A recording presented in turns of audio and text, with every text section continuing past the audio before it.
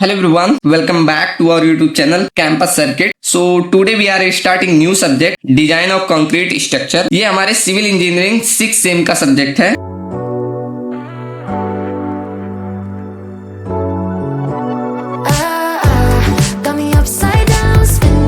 और हम इसको आज से स्टार्ट करने वाले हैं। आशा करता हूँ आपने इसका सिलेबस देख लिया होगा और ना देखा होगा तो आपको जो इसका पीडीएफ मिलेगा टेलीग्राम पे, वहां पर इस सिलेबस को अटैच कर दिया जाएगा। ऊपर स्क्रीन पे आपको दिखा भी देंगे। आपको मालूम होगा सिलेबस हमारी 5 यूनिट को हम क्या करेंगे, हर यूनिट को चैप्टर्स में बांट के पढ़ेंगे। जैसे मैंने यहाँ देखो फर्स्ट यूनिट को टोटली 2 ही चैप्टर बने, लेकिन और भी बनेंगे। देखो जैसे चैप्टर फर्स्ट को हमने इंट्रोडक्शन नाम दिया एंड चैप्टर सेकंड पढ़ेंगे बीम डिजाइनिंग। मेनली यही 2 चैप्टर मेन है। अब इस बीम डिजाइन को हम 2 चैप्टर बांटेंगे, पहला एलएसएम मेथड एंड दूसरा डब्ल्यूएसएम मेथड। अगर आपने सिलेबस देखा होगा तो आपको समझ में आ रहा होगा सिलेबस के बारे में। तो इस तरह हम इस 2 चैप्टर में फर्स्ट यूनिट को कवर कर लेंगे। हालांकि ये जो सेकंड चैप्टर है इसको हम 2 भागों में बांटेंगे, एक हमारा एलएसएम चैप्टर हो जाएगा, एक डब्ल्यूएसएम चैप्टर। तो भी आगे की जर्नी जैसे चलेगी वैसा हम दिखा देंगे। और जब हम फर्स्ट यूनिट को कवर कर लेंगे तो हम क्या करेंगे, एकेटीयू के जितने भी पीवाईक्यू है वो हम सब समझा देंगे, एक लेक्चर में ये कवर हो जाएगा। तो बिना टाइम वेस्ट किए आज हम पहला अपना चैप्टर फर्स्ट इंट्रोडक्शन स्टार्ट करते हैं। तो जैसा कि आपको मालूम होगा, ये जो हमारा डिजाइन ऑफ कंक्रीट स्ट्रक्चर है, इसे कहीं कहीं पर क्या आरसीसी के नाम पे जाना जाता है। आरसीसी मतलब रेनफोर्स सीमेंट कंक्रीट। अब रेनफोर्स मतलब वहां पर स्टील बार मतलब रेनफोर्समेंट किया गया है। तो बात ये उठ कर आती है कि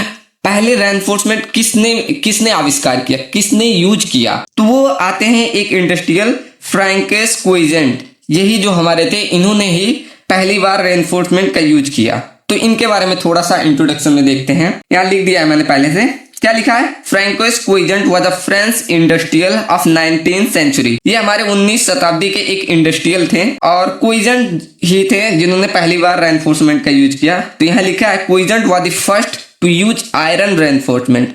उन्होंने पहली बार किसका, आयरन रेनफोर्समेंट ऑफ कंक्रीट का यूज किया as a technique for constructing building structure. एक बिल्डिंग स्ट्रक्चर को बनाने के लिए उन्होंने एज अ आयरन रेनफोर्समेंट का यूज किया। तो अगर ये पूछा जाए कि सर्वप्रथम किसने मतलब रेनफोर्समेंट का किसने यूज किया, तो वो थे हमारे फ्रैंकोइस क्विजेंट। ठीक, चलो बढ़िया। यहाँ मैंने 2 नोट पॉइंट लिखा है एक नॉलेज के लिए। जोसेफ मोइनर थे, उन्होंने पहली बार फेरो सीमेंट का यूज किया। और अगर आपने पिछले सेम में कंक्रीट टेक्नोलॉजी पढ़ा होगा तो फेरो सीमेंट के बारे में जानते होंगे। और अगर पूछा जाए फादर ऑफ सिविल इंजीनियरिंग ये कौन होते हैं, तो जॉन स्मिल्टन, ये हमारे जो होते हैं फादर ऑफ सिविल इंजीनियरिंग होते हैं। तो एक बेसिक नॉलेज अबाउट हमारे चैप्टर का हो गया कि आरसीसी पहले किसने यूज किया। अब चलते हैं दूसरी हेडिंग पे। दूसरी हेडिंग आती है कि हमने यहाँ मैंने नाम दिया एक, अभी मैंने जब ये चैप्टर बोला तो मैंने एक नाम दिया आरसीसी। अगर आपने नाम सुना होगा एक पीसीसी। ये 2 नामें पूछी जाती हैं। अब मैं इस लेवल का पढ़ा रहा हूं जो आपकी एकदम नॉलेज, कहीं से भी आपका आरसीसी पूछ ले आपको छूटने वाला नहीं है। तो 2 नामें पूछी जाती है, एक पूछा जाता है आरसीसी, एक पूछा जाता है पीसीसी। अब ये पीसीसी क्या होता है और आरसीसी क्या होता है। पीसीसी मतलब होता है प्लेन सीमेंट कंक्रीट। क्या होता है, प्लेन सीमेंट कंक्रीट। ऐसे आरसीसी आगे मैंने हेडिंग डाली हुई है, देखिए यहाँ आरसीसी। अब आरसीसी का मतलब होता है रेनफोर्स सीमेंट कंक्रीट। अब इनको भी जानना जरूरी होता है। जब आप आरसीसी पढ़ रहे हैं मतलब डिजाइन ऑफ कंक्रीट स्ट्रक्चर पढ़ रहे हैं तो इनके बारे में नॉलेज रखना बहुत कंपलसरी है। तो चलो पहले समझते हैं पीसीसी। अब पीसीसी जैसे नाम से लिखा है प्लेन सीमेंट कंक्रीट। ये क्या होता है, एक प्रकार का पेस्ट होता है जिसमें हमारा कंक्रीट है और वाटर हो गया, एडमिक्सचर हो गया, फाइन एग्रीगेट हो गया, कोर्स एग्रीगेट हो गया। इन सभी को मिलाकर जो हमारा पेस्ट तैयार हुआ वही हमारा प्लेन सीमेंट कंक्रीट होता है। ठीक, सिंपल आप जो भी आपने फील्ड में देखा है, सिंपल जो मसाला जिसे बोलते हैं एकदम देहाती भाषा में, वही जो बनाते हैं उसे ही प्लेन सीमेंट कंक्रीट कहते हैं। और ये जो हमारी प्लेन सीमेंट कंक्रीट होती है ये हमारी टेंशन में वीक होती है लेकिन कंप्रेशन स्ट्रेंथ में बहुत स्ट्रांग होती है। टेंशन कंप्रेशन इतना तो नॉलेज आपको होगा, मैं समझ रहा हूं। तो कंप्रेसिव मतलब ऊपर से लगने वाला जो लोड होता है कंप्रेसिव, वो हमारे ये इजिली वियर कर जाती है, लेकिन टेंशन को ये थोड़ा भी नहीं वियर कर पाती, सहन कर पाती, तुरंत ये फेल कर जाती है। ये इसका मतलब यही दुर्भाग्य था, इसकी वजह से हमें आरसीसी का खोज करना पड़ा। ठीक, तो चलिए लिखते हैं एक कि हमारा पीसीसी क्या होता है और आरसीसी क्या होता है। ठीक, तो लिखेंगे, मैं लिख दे रहा हूं, एक काम कर रहा हूं मैं थ्योरी को पहले लिख दे रहा हूं वरना टाइम वेस्ट होगा। चलो तो यहां मैंने देखिए थ्योरी लिख दी है। क्या लिखा, वही जो बोला वही सब लिखा कि this is a paste of binding material, water, fine grade, coarse and admixture. इन सभी का एक प्रकार का ये पेस्ट होता है हमारा पीसीसी। ठीक, दूसरा पॉइंट लिखा कि generally PCC is good in compressive strength. हमने बोला ना कि ये हमारी कंप्रेसिव स्ट्रेंथ में अच्छी होती है, लेकिन वीक होती है किसमें? टेंशन में। ठीक, तो इस प्रकार हम कह सकते हैं it is a brittle material. Brittle मतलब भंगुर। भंगुर जैसे कि आपने अगर ईंट देखी होगी, ईंट को आप गिराते हैं तो वो ऐसे टुकड़े टुकड़े में टूट जाता होगा। अब इतना नॉलेज तो होगा, आप 6 से में आ गए होंगे। ब्रिटल का मतलब तो समझते होंगे। मतलब अगर बोला जाए ब्रिटल का मतलब होता है उसमें सडन फेलियर आ जाता है। चलो, और एक पॉइंट और लिख दें कि इसकी जो टेंसाइल स्ट्रेंथ होती है वो कंप्रेसिव स्ट्रेंथ का 1/10 भाग होता है। ठीक, चलो कि लिखेंगे tensile strength of concrete, tensile strength of concrete equal to 1/10 of, into लिख दे रहा हूं 1/10 ऑफ कंप्रेसिव स्ट्रेंथ। मतलब अगर आपसे पूछा जाए कितना टेंसाइल स्ट्रेंथ होता है तो 1/10वां भाग होता है कंप्रेसिव स्ट्रेंथ का। किसका? पीसीसी का टेंसाइल स्ट्रेंथ। चलो बढ़िया, तो यहां से हमने 2 टॉपिक कवर किए। अब सेकंड देखा जाए आरसीसी। अब ये क्या होता है? आरसीसी, आरसीसी मतलब रेनफोर्समेंट सीमेंट कंक्रीट। अब जो हमारा यही पीसीसी जो है टेंशन में कमजोर था, तो इसीलिए हम क्या करते हैं उसमें रेनफोर्समेंट का प्रोवाइड करते हैं। रेनफोर्समेंट मतलब कोई भी बार जो टेंशन ले सके उस बार के लिए। अभी हम समझेंगे रीजन भी। यहाँ लिखा, दूसरा हेडिंग लिखा है कि why we use steel only in form of reinforcement. हालांकि बहुत से मतलब जो भी टेंशन ले सकती हैं वो सब हम मतलब एज अ मतलब रेनफोर्समेंट यूज कर सकते हैं। अभी मैं सब रीजन बताऊंगा। तो पहले समझते हैं आरसीसी को, तब ये पढ़ते हैं, टॉपिक से भागते नहीं। चलो, तो पहले मैंने बोला आरसीसी मतलब रेनफोर्समेंट सीमेंट कंक्रीट। तो इसका अगर मतलब समझाए कि जब हम पीसीसी मटेरियल में क्या करें, रेनफोर्समेंट प्रोवाइड करके उसकी टेंसाइल स्ट्रेंथ को बढ़ा दें, तो वही हमारा क्या कहलाएगा? रेनफोर्समेंट सीमेंट कंक्रीट कहलाएगा। ठीक, बस यही तो हेडिंग रहेगा। तो चलो लिख दो, मैं थ्योरी पहले लिख देता हूं। चलो, तो थ्योरी यहां मैंने लिख दी। क्या लिखी?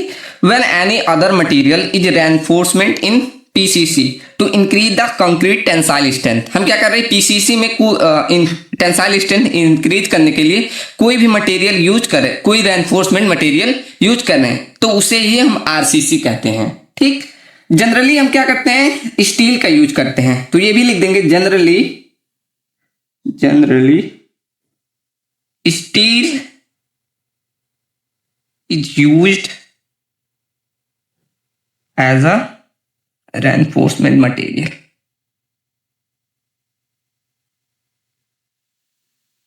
हालांकि बहुत प्रकार के होते हैं, अभी वो सब भी मैं बता रहा हूं, इस हेडिंग में बताऊंगा।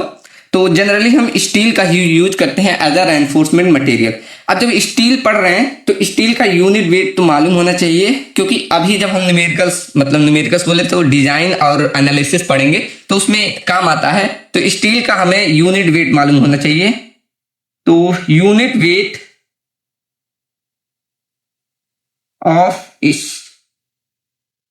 आरसीसी, इसका यूनिट वेट होता है वो 25 किलो न्यूटन पर मीटर क्यूब, या इसे कह सकते हैं 2500 किलोग्राम पर मीटर क्यूब होता है। सेम ऐसे पीसीसी का भी बता सकते हैं आप, यूनिट वेट को डब्ल्यू से ऑफ पीसीसी, इसका जो होता है 24 किलो न्यूटन पर मीटर क्यूब होता है और 2400 किलोग्राम पर मीटर क्यूब होता है। ठीक, तो ये ध्यान रखिएगा। चलो, अब आपके मन में सवाल आता है, सर आपने यहाँ क्यों कहा कि generally steel is used as a reinforcement material, क्यों हम स्टील को क्यों ही यूज करते हैं? तो यहाँ मैं कहना चाहता हूं कि कोई भी मटेरियल जो हमारी टेंशन को ले सकती है उसे हम रेनफोर्समेंट के लिए यूज कर सकते हैं। लेकिन स्टील को क्यों ही प्रेफर किया जाता है? क्योंकि जो स्टील होता है और कंक्रीट होता है उसके जो थर्मल कोफिशिएंट होता है वो जनरली इक्वल होता है, बस थोड़ा सा डिफरेंस होता है, इसीलिए हम यूज करते हैं।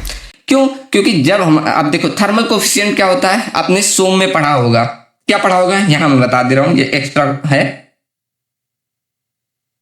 चलो, तो आपने पढ़ा होगी कि thermal stress equal to delta L बराबर एल अल्फा डेल्टा टी। एक ये फॉर्मूला पढ़ा होगा, थर्मल स्ट्रेस बराबर L into alpha L into delta T, ये फॉर्मूला पढ़ा होगा, जिसमें ये अल्फा जो होता है ये हमारा थर्मल कोफिशिएंट होता है, थर्मल कोफिशिएंट। तो जो ये थर्मल कोफिशिएंट होता है वो हमारा क्या होता है, स्टील का और हमारे कंक्रीट का, इन दोनों का ज्यादा डिफरेंस नहीं होता। अब देखो इससे क्या होगा, थर्मल कोफिशिएंट में ये मतलब फॉर्मूले से हमें मिलता है कि टेम्परेचर बढ़ने पे उसमें कितना चेंजेज आ रहे हैं। आपने जैसे अब जो पढ़ चुके हो आरसीसी, ऐसे देखा होगा बाउंड्री वॉल या ब्रिज व्रिज में ऐसे थोड़ा सा गैप दिया होता है, कम ऐसे थोड़ा सा गैप दिया होता है कंक्रीट के स्ट्रक्चरों में। आपने अगर वो ब्रिज देखी हो या आपने कहीं भी ऐसे बाउंड्री वॉल देखी होगी तो हल्का हल्का सा आपका ऐसे गैप दिया होता है। क्यों? क्योंकि हमारी कंक्रीट क्या होती है, जब टेम्परेचर बढ़ता है या घटता है तो ये फैलता व सिकुड़ता है, किसके, टेम्परेचर के बढ़ने व घटने से। क्यों, क्या रीजन होता है, इसी थर्मल कोफिशिएंट के और इस टेम्परेचर के बढ़ने और घटने की वजह से। तो ये जब बढ़ता घटता है तो इन दोनों का ज्यादा डिफरेंस ना होने के कारण उसमें क्रैक्स या कुछ भी मतलब फेलियर की संभावना बहुत मिनिमम हो जाती है। इसीलिए मेनली हम क्या करते हैं, स्टील का प्रयोग करते हैं। ठीक, तो this is the reason of why we used steel. चलो अब देखते हैं कौन कौन सा ऐसा है। मैंने तो यहाँ रीजन बता दिया, अब आप कैसे लिखेंगे ये सब देखते हैं। तो मैं यहाँ कह सकता हूं कि जो भी मटेरियल है, जो भी मटेरियल टेंशन को ग्रहण कर सकती है उसे हम एज अ रेनफोर्समेंट यूज कर सकते हैं। तो पहला पॉइंट यही लिख लेते हैं कि any material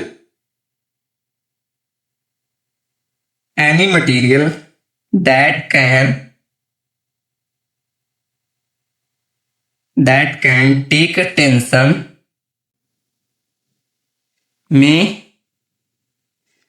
may be used as a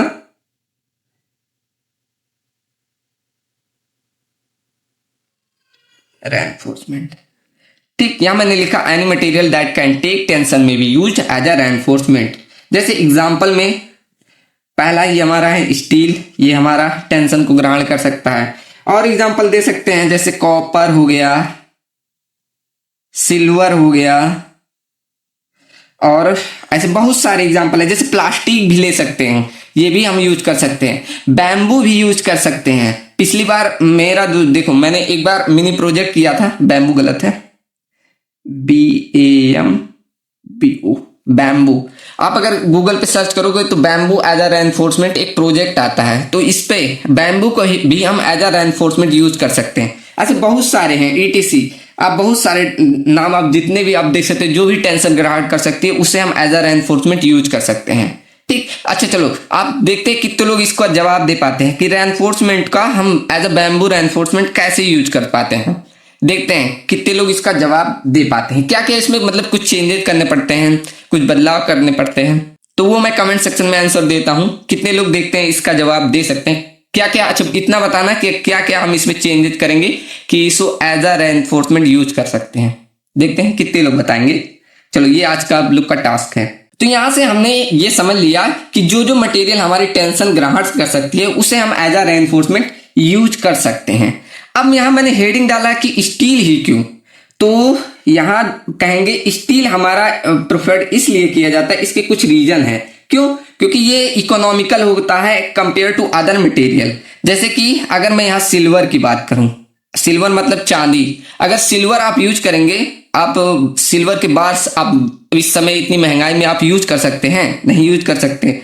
और ये प्लास्टिक और कॉपर भी हमारा महंगा पड़ेगा ऐसे, लेकिन प्लास्टिक तो उतना मतलब हमारा क्या रहेगा, स्ट्रक्चर उतनी दिन का मतलब टिकाऊपन नहीं रहेगा, इसलिए इसे नहीं यूज कर सकते। तो एक प्रकार से बोले जो हमारा स्टील हुआ, इसको अगर यूज करता, तो यहां मैं एक छोटा सा हेडिंग बना के लिखूं कि steel is preferred.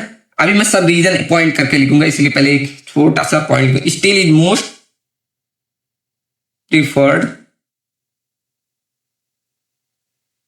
By following reason. अब मैं एक एक करके सब रीजन लिखता जाऊं जिससे जल्दी होगा। ठीक, तो पहला रीजन बताया कि हमने बोला इकोनॉमिकल रहेगा कंपेयर टू अदर मटेरियल, तो पहला यही लिख लो, economical as compare to other material. अब आप बता सकते हैं बहुत सारे रीजन, अगर आपके टीचर पूछे या कोई भी पूछे तो आप कितने सारे रीजन बता सकते हैं, अभी मैं बता सकता हूँ। ठीक, इसकी जो टेंसाइल स्ट्रेंथ होती है स्टील की, ये हाई होती है कंपेयर टू इन सब के मटेरियल के साथ, जो यहाँ एग्जांपल दिए। ठीक, चलो तो कहेंगे कि हाई टेंसाइल स्ट्रेंथ, इसकी टेंसाइल स्ट्रेंथ होती है अच्छी होती है, हाई टेंसाइल स्ट्रेंथ। एंड और कह सकते हैं कि यही जो मैंने पहला यहाँ पूरा विस्तार में बताया कि कंक्रीट का जो कोफिशिएंट थर्मल जो होता है वो स्टील के बराबर होता है। ठीक, सॉरी मैंने उल्टा बोल दिया कि स्टील का जो होता है थर्मल कोफिशिएंट वो बराबर होता है किसके, कंक्रीट के, ऑलमोस्ट इक्वल होता है, मतलब एकदम इक्वल नहीं, थोड़ा मोड़ा डिफरेंस होता है। तो यही लिखेंगे कोफिशिएंट ऑफ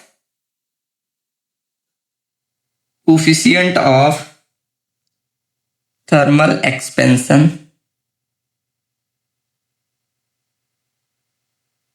इज ऑलमोस्ट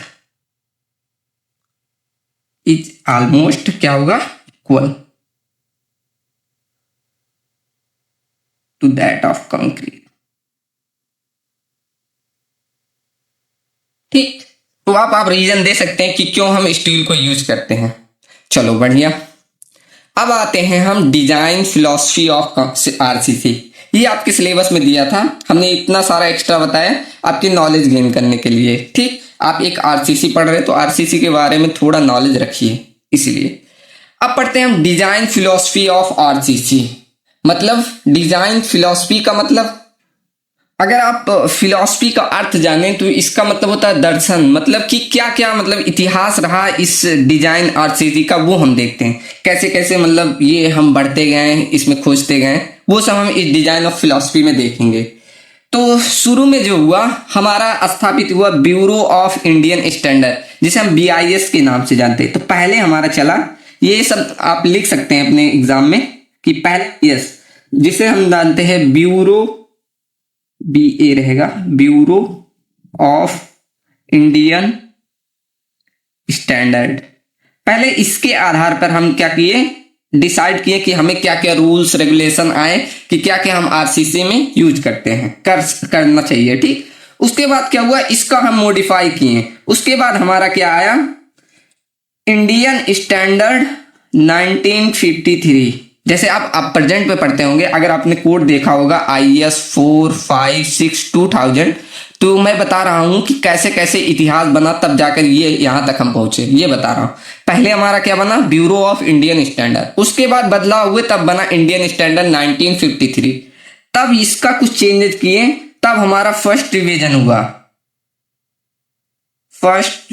हुआ, तब हमारा आया WSM, जिसे हम पढ़ते हैं अभी भी, WSM। ये हमारा कब आया, इंडियन स्टैंडर्ड 1957 में। अब WSM का फुल फॉर्म तो मालूम होगा आपको, यहां लिख दूं, working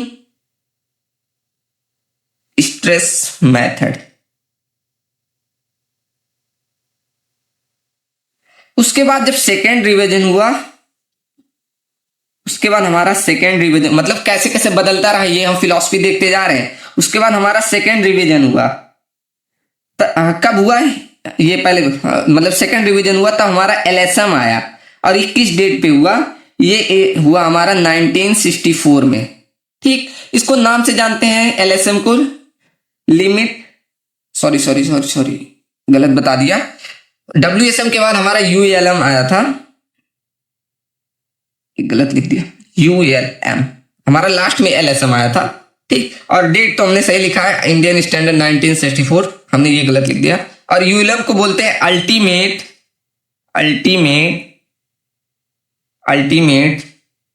load method. Okay, and last हमारा थर्ड रिवीजन हुआ, और उसके बाद हमारा बना LSM। ये कब हुआ, इंडियन स्टैंडर्ड 1978 में। एंड LSM को हम बोलते हैं लिमिट स्टेट मेथड। ठीक, चलो उसके बाद जब इन सब का रिवीजन हुआ, तब हमारा जाकर बना इंडियन स्टैंडर्ड 456/2000। ठीक, अभी गूगल पे डालिए और इसको डाउनलोड करके रख लीजिए। क्यों, क्योंकि अभी जब हम डिजाइन करेंगे तब हमारा ये यूज होगा। ये मतलब ये किसका कोड है, आरसीसी का। अब आरसीसी बोले या डिजाइन ऑफ कंक्रीट बोले वही होता है, ठीक। तो इसका कोड है ये, और इसका मतलब यही कोड। अब ये कभी बहुत बार पूछा जाता है आपके नॉलेज के लिए, ठीक। तो ध्यान रखिएगा, इंडियन स्टैंडर्ड 456। तो कुछ इस तरह हमारी फिलॉसफी रही आरसीसी का। पहले क्या आया हमारा, ब्यूरो ऑफ इंडियन स्टैंडर्ड, उसके बाद इंडियन स्टैंडर्ड 1953, उसके बाद उसका रिवीजन हुआ तब हमारा WSM बना, फिर उसका रिवीजन हुआ तो अल्टीमेट स्टेज मेथड हुआ, उसके बाद रिवीजन हुआ तो LSM हुआ।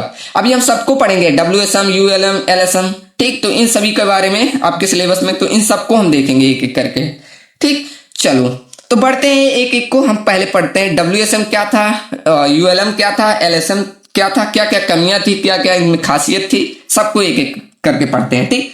तो ये समझ में आ गया कि हमारी फिलॉसफी कैसे थी। अब हम एक एक करके समझते हैं WSM and ULM and LSM, ठीक। चलो तो चलिए स्टार्ट करते हैं अपना first method, working stress method. अब WSM क्या कहता है कि स्ट्रेस जो लाई करता है किसी स्प्रे मटेरियल पे, वो विद इन इलास्टिक लिमिट होना चाहिए, ठीक। अब ये समझ में नहीं आया होगा, अभी मैं समझाता हूं। पहले स्टेटमेंट लिख दे रहे हैं, अकॉर्डिंग टू WSM, अकॉर्डिंग, ये तो सभी पढ़ते होंगे, ये अगर किसी ने एक बार पढ़ा होगा तो समझ में आया होगा कि मतलब बस ऐसा थ्योरी, अकॉर्डिंग टू WSM की stress with in elastic limit lies करना चाहिए, ठीक। अकॉर्डिंग टू WSM जो स्ट्रेस होता है, stress in material lies with in elastic limit,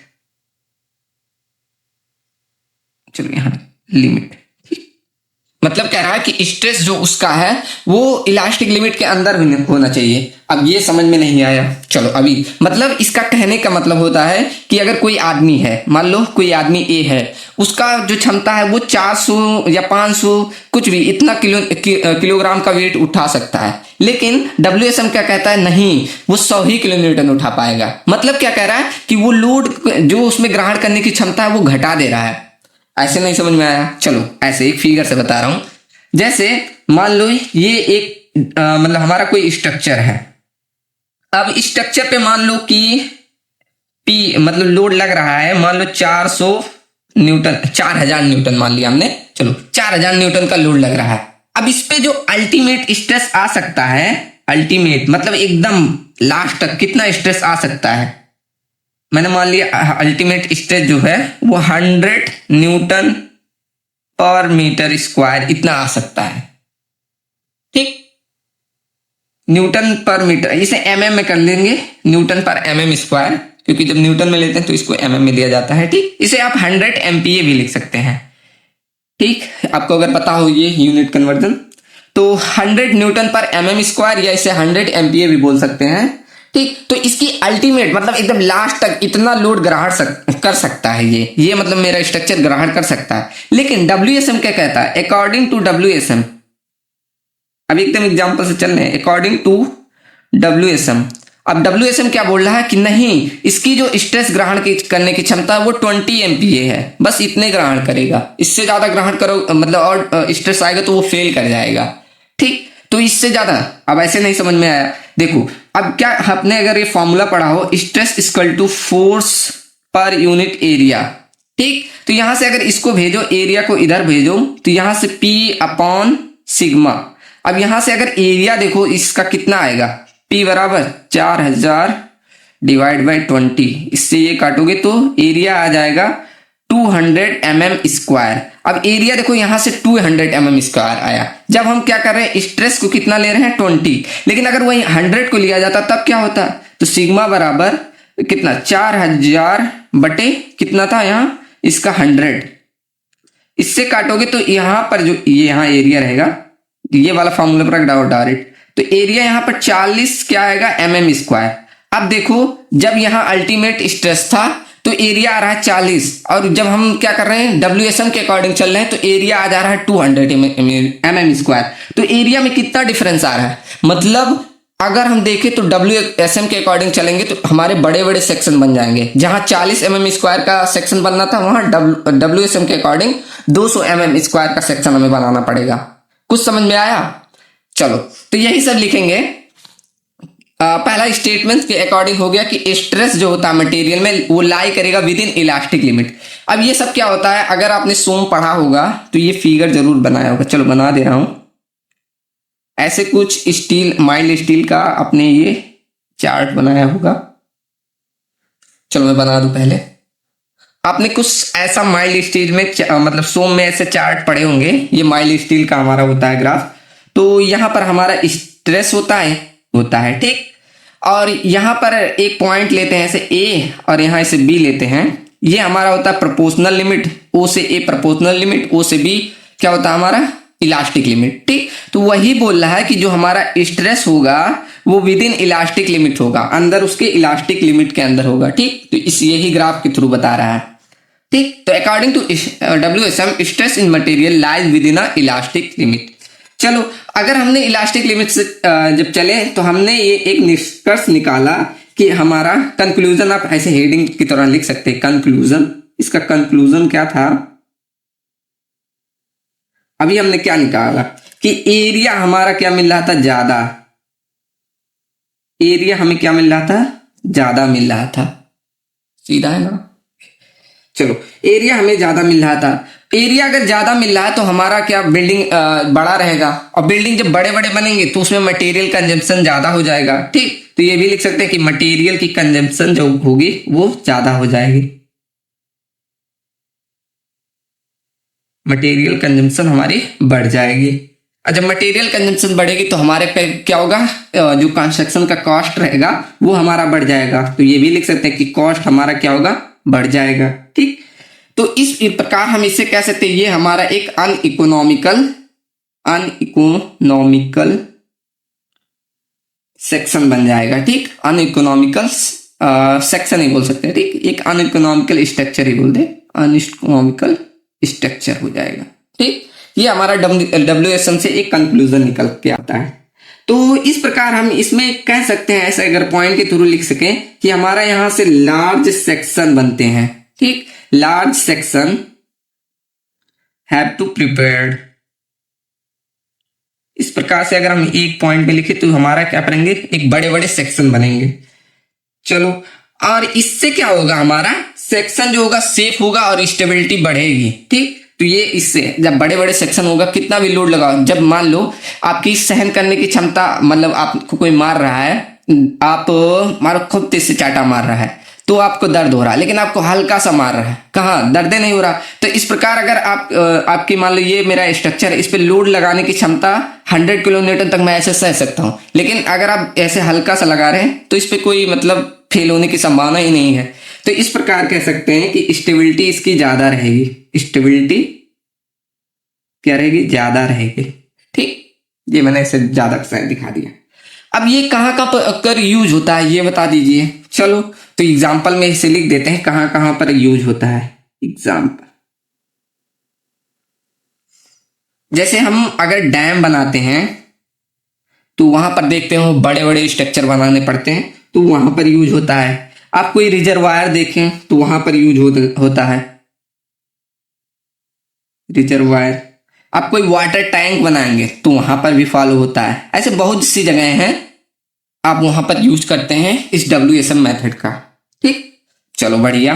और ये जो हमारा WSM होता है ये हमारा सबसे ओल्डेस्ट मेथड होता है। ओल्डेस्ट मतलब ट्रेडिशनल, हमारे मतलब काफी दिनों से ये फॉलो करते हुए। अगर आपने पुराने घर देखे होंगे तो वहां पर जो हमारी दीवार मतलब ये वॉल्स होती हैं वो काफी बड़े बड़े बनते होंगे। अगर आपने नोटिस किया होगा किसी भी पुराने घर में, अपने गांव में या शहरों में तो अब खत्म ही हो गए होंगे, लेकिन गांव में देखा होगा कि अगर दीवार बनती होगी तो बहुत बड़े बड़े बनते हैं। तो वो हमारे मेनली देखा जाए तो WSM मेथड से ही बनता था ठीक। तो यह लिख सकते हैं this method is the oldest method. This is the oldest method या ट्रेडिशनली बोल सकते हैं टू डिजाइन। बढ़िया। अब इसमें कुछ मतलब फैक्टर ऑफ सेफ्टी लिया जाता है, ये भी ध्यान रखिएगा। इसमें चलो तो एक्चुअली कैमरा बंद हो गया था तो मैं पढ़ाते चला गया और मैंने ध्यान नहीं दिया। एक्चुअली स्पेस फुल हो गया तो इसके लिए मतलब कैमरा क्या हो गया, ऑटोमेटिक बंद हो गया और मैं पढ़ाता चला गया तो मैंने ध्यान नहीं दिया। हालांकि मैंने सब लिख दिया और मैं समझाते चला गया था और मैंने ध्यान नहीं दिया कि कैमरा क्या है। चलो मैं एक बार फिर से बता दूं तो मैं कहाँ पर मैंने देखा बंद हुआ है, तो यहाँ तक मैंने बता दिया कि फैक्टर ऑफ सेफ्टी लेते हैं। अब देखिए फैक्टर ऑफ सेफ्टी जैसे कंक्रीट के लिए 3 लिया जाता है और स्टील के लिए 1.78 एंड डायरेक्ट कंप्रेशन के लिए 4 लिया जाता है। ये सब हम यूज करेंगे जब डिजाइन में, तो हमें ये सब याद होनी चाहिए वैल्यू। हम अभी जब डिजाइन आगे करेंगे तो वहां पर ये सारी वैल्यू यूज होंगी। चलो उसके बाद एक पॉइंट ये लिखवाया कि this method is based on deterministic approach या थ्योरेटिकल अप्रोच। ये जो हमारा WSM मेथड था ना, ये पूरा हमारा थ्योरेटिकल या जिसे डिटर्मिनिस्टिक अप्रोच भी बोलते हैं उस पर बेस्ड था।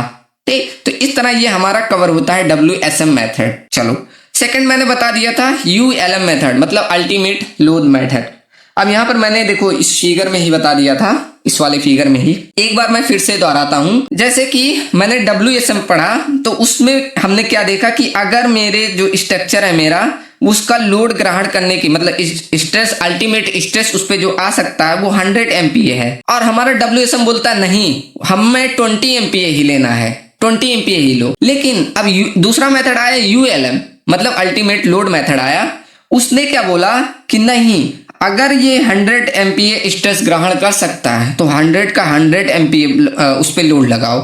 ठीक, अब इससे क्या हुआ, मतलब जो 100 का 100 जितना इसका स्ट्रेस ग्रहण करने की क्षमता है बोल रहा है, ULM बोल रहा है कि उतना ही लगाओ। तो इससे क्या हुआ, स्ट्रक्चर हमारे बहुत पतले बनने लगे। जैसे हमने ये फॉर्मूला पढ़ा सिग्मा इक्वल टू फोर्स पर यूनिट एरिया, यही पढ़ा ना। तो अगर मैं एरिया निकालूं तो फोर्स पर यूनिट एरिया, अब फोर्स हमारा आ रहा था 4000 न्यूटन का और स्ट्रेस कितना था, यहाँ स्ट्रेस लगाओ, स्ट्रेस कह रहा कि 100 MPa अप्लाई करो। तो यहां से देखेंगे तो हमारा जो एरिया था वो 40 mm स्क्वायर मिल रहा, मतलब कहा हमें यहाँ 200 mm स्क्वायर मिल रहा था और हमें कह रहा है कि 40 mm स्क्वायर लेके चलो। तो इससे क्या क्या मतलब नुकसान हुए, क्या फायदे हुए। पहला क्या हो गया कि हमारी स्टेबिलिटी घट गई, स्टेबिलिटी घटी तो सेफ्टी घट गई, और लेकिन फायदे भी हुए। क्या फायदा हुआ कि हमारा कॉस्ट ऑफ स्ट्रक्चर कम हो गया, ठीक, मटेरियल कंजम्पशन कम हो गया। तो यही सारे मेथड लिखे हैं। तो यही देखो मैंने पॉइंट लिख दिया है कि it consider full strength of material, ये पूरी की पूरी जितनी स्ट्रेंथ थी उतनी कंसीडर कर ले रहा था। मतलब अगर 100 MPa लाना चाहिए तो 100 MPa बराबर कह रहा ले लो। चलो अब इससे क्या हुआ कि स्टेबिलिटी हमारी स्ट्रक्चर का घट गया, लेकिन बोल रहा है और कह रहा है कि सेफ्टी भी हमारी घट जाएगी। ये वो कह नहीं रहा, या कंक्लूजन डाल देंगे आप, कंक्लूजन, इसका कंक्लूजन, इस ULM का यही कंक्लूजन कि स्टेबिलिटी इससे घट जाएगी लेकिन सेफ्टी बढ़ जाएगी। ठीक, तो इसके कारण हम इस मेथड को रिजेक्ट कर देते हैं। This method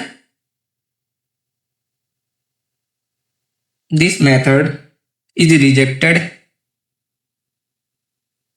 due to instability of structure।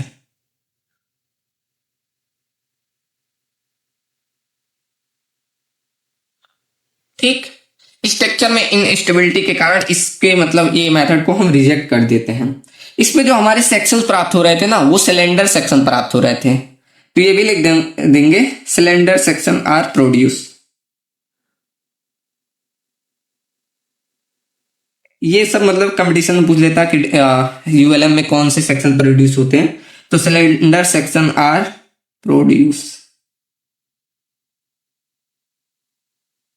चलो और एक पॉइंट यहां और ऐसे लिख सकते हैं इसी को, ये वाला जो हमने यहां लिखा कि हमारा जो एरिया था वो काफी घट गया, जिससे हमारा कॉस्ट जो था वो भी घट गया और उससे हमारा मटेरियल कंजम्पशन क्या हुआ, वो भी कम हो गया।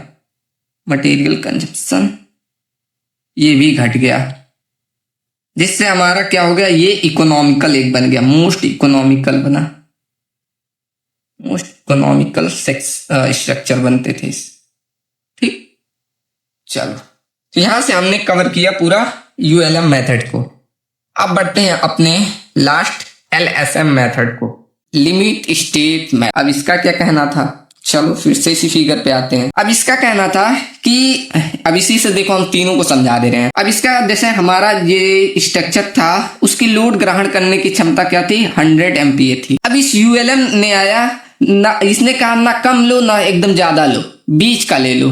अब थोड़ा सा दिमाग लगाया, बोला बीच का ही ले लो, तो वही हमारा बन गया वहां से लिमिट स्टेट मेथड। अब बीच का जैसे मान लो हम ले रहे हैं कितना, ये 100 और 20, मान लो हम 40 ले रहे हैं, मतलब 40 स्ट्रेस की वैल्यू उस पर 40 आएगी। तब बताओ अब एरिया कितना आ जाएगा, एरिया इक्वल टू हमने पढ़ा फोर्स अपॉन स्ट्रेस, यही फॉर्मूला निकाला हमने। तो एरिया बताओ अब कितना, 400, मतलब 4000 डिवाइड बाई 400, इससे ये काटोगे तो एरिया आ गया 100 mm²।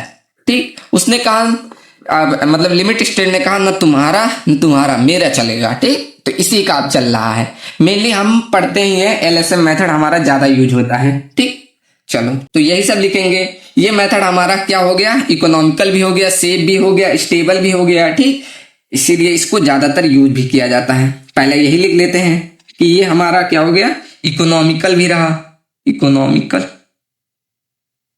इकोनॉमिकल भी ज्यादा रहा, और इसमें सेफ्टी भी ज्यादा रहा, सेफ भी रहा। ठीक, सेफ भी रहा और स्टेबल भी रहा। चलो, और इसमें क्या कर रहे हैं हम, एक मीडियम मतलब बीच का सहारा ले रहे हैं। तो इसमें हम क्या करें, मीडियम सेक्शन की हमें जरूरत पड़ती थी। ठीक, तो अगला पॉइंट यही लिख दे रहे हैं कि medium section are used, medium size of section are obtained. ठीक, चलो अब ये हमारा जो एलएसएम मेथड था, ये हमारा एक लेटेस्ट मेथड है, जिसने क्या किया, हमारा जो यूएलएम मेथड था और डब्ल्यूएसएम मेथड, इन सब की कमियों को हमारा यही मेथड दूर किया। ठीक, तो लिखेंगे this is the latest method,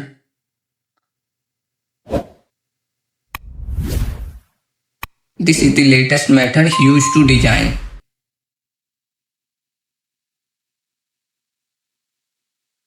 this is the latest method this is the latest method used to design, जिसने क्या किया, who removed the weakness, यहाँ वीकनेस बोल दो या शॉर्ट कमिंग भी बोल दो, दोनों भी सही रहेगा। शॉर्ट कमिंग, जो दोनों वर्ड यूज कर सकते हैं। who removed the weakness या शॉर्ट कमिंग ऑफ WSM और LSM एंड, और नहीं, एंड LSM। ठीक, इन दोनों में जो कमियां आई वो हमारा जो था LSM मेथड हमारा रिमूव कर दिया। ठीक, यूएलएम के मेथड में देखा जाए उससे अगर कंपेयर करें तो अनइकोनॉमिकल है। मतलब यहां लिख के पहले बता दूं कि दिस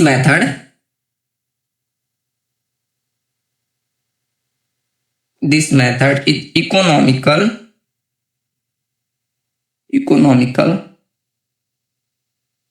कंपेयर टू, किसके कंपेयर में इकोनॉमिकल है, WSM के, but uneconomical compare to ULM method.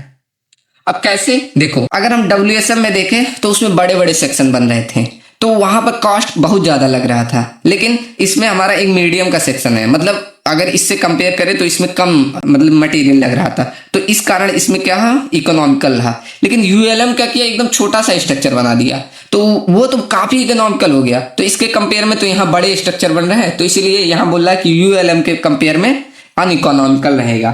ठीक, और ये जो हमारा एलएसएम मेथड है ना, ये हमारा प्रोबेबिलिटी अप्रोच पे आधारित है, प्रोबेबिलिस्टिक अप्रोच बोल सकते हैं, उस पर आधारित है। अब इसका मतलब क्या होता है, प्रोबेबिलिटी करना किसे कहते हैं, कि फ्यूचर में क्या हो सकता है, तो इस पे आधारित है। मतलब फ्यूचर में जो भी लोड आ सकता है, इन सभी पर विचार करके ये हमारा एलएसएम मेथड बना। ठीक, तो यही लिखेंगे कि this method is based on, this method is based on probability approach, probabilistic approach।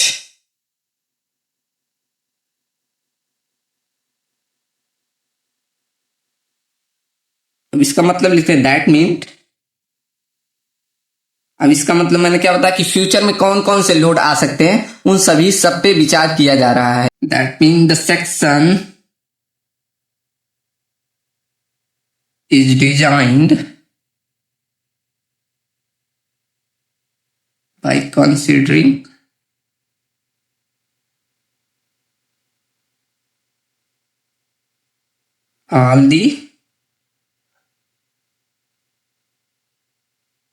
all the possible loads। कब? फ्यूचर में। यहाँ फ्यूचर ऐसे हेडिंग में डाल सकते हैं, फ्यूचर लोड्स, जो भी हमारे बाद में लोड आ सकते हैं। देखो, this method is based on probability approach, that mean the section is designed by considering all the possible load या future load that the structure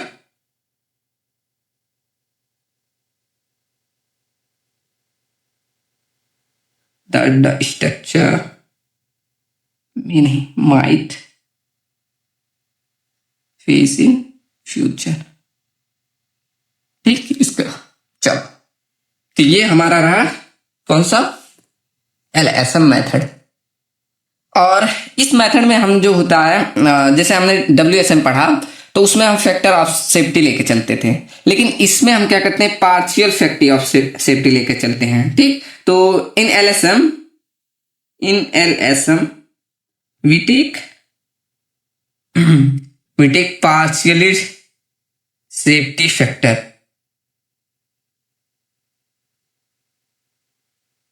safety factor, अब पार्शियल सेफ्टी फैक्टर मतलब होता है हम इस पे जो होता है कंक्रीट पे भी, और जो कंक्रीट पे मतलब जो आने वाला लोड और जो उसकी कंक्रीट की स्ट्रेंथ होती है, इन दोनों पे, मतलब स्ट्रेंथ की और मटेरियल पे, दोनों पे हम सेफ्टी फैक्टर लगाते हैं।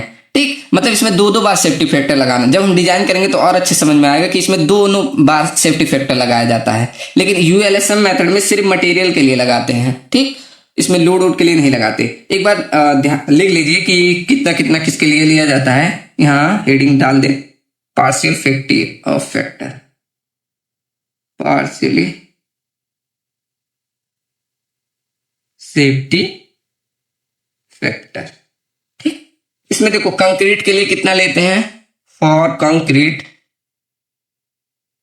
1.5 लिया जाता है, और स्टील के लिए फॉर स्टील 1.15 लेके चलते हैं। ठीक, चलो बढ़िया। अब बढ़ते हैं हम टाइप ऑफ सेक्शन। अब देखो, ये हमारा जब हम डिजाइन करेंगे ना, तो उसमें जब हम कंपेयर करते हैं मोमेंट ऑफ रेजिस्टेंस को, तब उसमें निकल के आता है कि कौन से प्रकार का सेक्शन है। तो ये तो अभी पूरा डिटेल में समझ में नहीं आएगा, अभी मैं सिर्फ सेक्शन के प्रकार बता रहा हूं, उनके बारे में। आपका अगर देखा जाए सिलेबस में तो फर्स्ट यूनिट के मतलब जो फर्स्ट टॉपिक है उसी में बता दिया है, लेकिन मेनली जब डिजाइन होता है ना, तो उसमें काफी टर्म आएंगे, जैसे critical neutral axis depth and neutral axis depth, तो उसी को कंपेयर करके निकलता है, तो वहां और अच्छे समझ में आएगा। अभी आप बस पढ़ लीजिए कि सेक्शन कितने प्रकार के होते हैं, तब वहां और अच्छे समझ में क्लियर हो जाएगा। ठीक, अभी मैं सिर्फ समझा दे रहा हूं कि सेक्शन कितने प्रकार के होते हैं और कौन कौन से होते हैं, कैसे क्या होता है। ठीक, सबको एक एक करके पढ़ते हैं। चलो, तो मेनली अगर देखा जाता है तो हमारा 3 प्रकार के सेक्शन होते हैं। फर्स्ट आता है आपका over reinforcement section, over reinforcement section. And second आता है हमारा under reinforcement section, under reinforcement section. And third हमारा आएगा बैलेंस सेक्शन। ये हमारे 3 प्रकार के सेक्शन होते हैं। ठीक, अब इनके बारे में डिटेल में हम आगे देखेंगे जब हम डिजाइन करेंगे ना। तो डिजाइन करने से पहले मैं एक चैप्टर ला रहा हूं, बेसिक कॉन्सेप्ट। ये मैं चैप्टर इसलिए ला रहा हूं, ये मैं ऐसे चैप्टर डाल दे रहा हूं बीच में, आप भी ऐसे चैप्टर डाल के लिख। इस चैप्टर में हम बहुत सारे चीजें देखेंगे, जैसे न्यूट्रल एक्सिस डेप्थ क्या होता है, क्रिटिकल एक्सिस डेप्थ क्या होता है, लीवर आर्म क्या होता है, और इफेक्टिव डेप्थ क्या होता है। ऐसे बहुत सारी चीजें हैं, उनको हम सब पहले ही सीख लेंगे, जिससे हमारा क्या होगा, डिजाइन में बहुत ईजी हो जाएगा। ठीक, तो ये आप देखेंगे, ये लेक्चर करने के बाद आप जब डिजाइन पढ़ेंगे ना, तो बहुत अच्छे समझ में आएगा। ठीक, तो कल हम नेक्स्ट लेक्चर बेसिक कॉन्सेप्ट पे रखते हैं, जिससे कि क्या होगा, हमारा बेसिक मजबूत हो जाएगा, फिर हम डिजाइन पे बढ़ेंगे तो डिजाइन में आपको दिक्कत नहीं होगा। ठीक, बहुत लोग क्या करते हैं, परेशान हो जाते हैं। जैसे डायरेक्ट अब डिजाइनिंग करते हैं, ऐसे डायरेक्ट कॉन्सेप्ट आने लगता है कि ये कहाँ से आया, मतलब वही डायरेक्ट बताते हैं तो बहुत टफ लगने लगता है। लेकिन जब हम आप पहले ये बेसिक कॉन्सेप्ट चैप्टर कर लेंगे हम, तो वहाँ डिजाइन में जब बढ़ेंगे तो ईजी हो जाएगा। ठीक, तो चलिए मिलते हैं कल के सेशन में हमारा सेकेंड चैप्टर डालेंगे बेसिक कॉन्सेप्ट पे। और वीडियो कैसी लगी, अगर कोई भी डाउट आया हो या कुछ भी कोई भी प्रॉब्लम हो तो जरूर कमेंट सेक्शन में बताइएगा। एंड ऐसे मोर वीडियोस के लिए और इस सेमेस्टर तैयारी के लिए हमारे चैनल को जरूर सब्सक्राइब करिएगा और अपने ग्रुप में अपने सिविल के दोस्तों के साथ जरूर शेयर करिएगा, जिससे हम और भी सब्जेक्ट स्टार्ट करेंगे। ठीक, और अपने डिमांडिंग सब्जेक्ट को स्टार्ट जरूर बताइएगा, जो भी डाउट होंगे हम जरूर उस पर सोल्यूशन देंगे। ठीक, तो चलिए मिलते हैं नेक्स्ट लेक्चर में। Thank you so much.